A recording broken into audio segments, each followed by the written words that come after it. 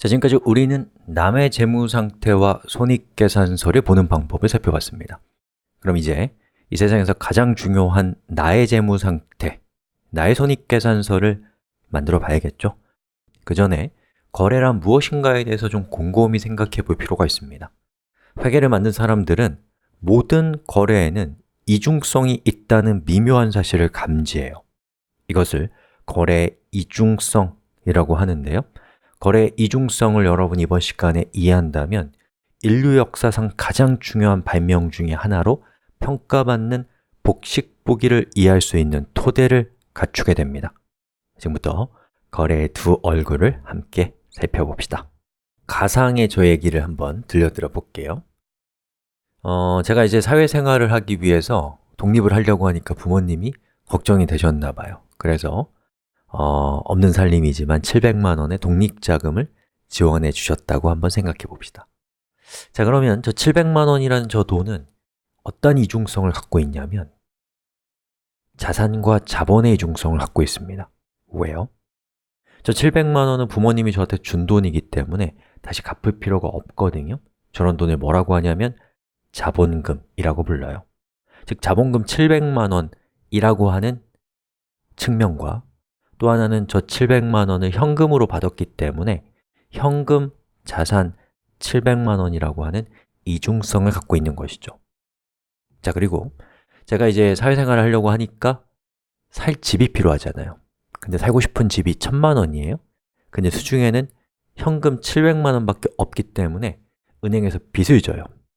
자, 그러면 은행빚 300만 원을 졌다라고 하면 여기에는 어떠한 거래의 이중성이 있냐면 바로 부채와 자산 사이의 이중성이 존재합니다. 그래서 저는 은행으로부터 300만 원을 빚졌는데 이러한 거를 이제 조금 유식하게 차입금이라고 하거든요. 이런 말은 중요하지 않습니다. 빚이라고 생각하세요.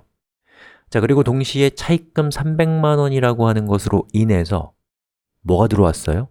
현금 자산 300만 원이 들어온 겁니다. 즉, 거래의 이중성인 것이죠. 자, 그렇게 해서 저는 이제 현재 현금을 1000만 원을 가지고 있는 상태고 이제 저 건물을 살 수 있는 상태가 되었습니다. 그래서 저 건물 1000만 원을 사기 위해서 현금 1000만 원을 지불하고 건물 1000만 원짜리를 받은 거죠. 그럼 이제 나에게는 건물 1000만 원짜리 자산이 생긴 것이고 제가 가지고 있었던 현금 1000만 원이 사라진 것이죠. 자, 이 케이스에서는 어떤 거래의 이중성이 있냐면 자산의 증가와 자산의 감소라고 하는 거래의 이중성이 존재하는 케이스였습니다. 자, 그리고 이제 우리가 사회생활을 하면 월급을 타겠죠. 그래서 월급을 300만 원을 받았다. 그럼 저건 이제 우리가 돈을 번 거기 때문에 수익이거든요. 그리고 그 수익이 현금으로 받은 것이기 때문에 역시나 자산입니다. 그래서 이 케이스에서의 거래 이중성은 수익으로서 월급 300만 원을 받았고 동시에 그것은 현금 자산 300만 원이 되었다라는 거래 이중성을 보여주는 사례입니다. 자, 그리고 이제 우리가 돈을 벌었으니까 돈을 좀 쓰긴 해야죠.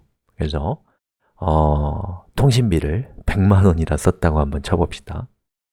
자, 그럼 이제 여기에선 어떤 거래 이중성이 발생하냐면 우선 그 통신비 100만 원을 사용했어요. 그건 비용입니다. 왜냐하면 그냥 쓰고 휙 사라지니까.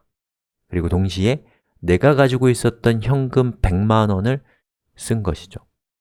그렇게 해서 총 저는 현금 200만 원을 갖게 되는 것이고 이것이 바로 방금 그 케이스에서의 거래의 이중성이었던 거예요. 비용과 자산 사이의 이중성인 것이죠.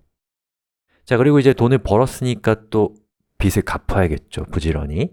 그래서 기존에 있었던 300만 원의 빚에서 100만 원을 갚기로 했어요. 이 경우에는 부채와 자산 사이의 이중성입니다. 그래서 저는 현금 100만 원을 빼서 은행한테 갖다 줬어요. 그럼 현금 100만 원이 감소된 것이고 동시에 은행빚 100만 원이 감소돼서 현금은 100만 원, 은행빚은 200만 원을 가지고 있는 상태가 된 것이죠. 즉, 여기에서도 거래의 이중성이 발견됩니다. 자, 묘하게도 모든 거래에는 이중성이 있다는 것을 알 수 있죠. 위대한 회계인들은 이 미묘한 거래 이중성이라는 현상을 묵살하지 않았습니다. 그리고 그 유명한 복식부기를 발명하게 됩니다. 복식부기의 세계로 출발합시다.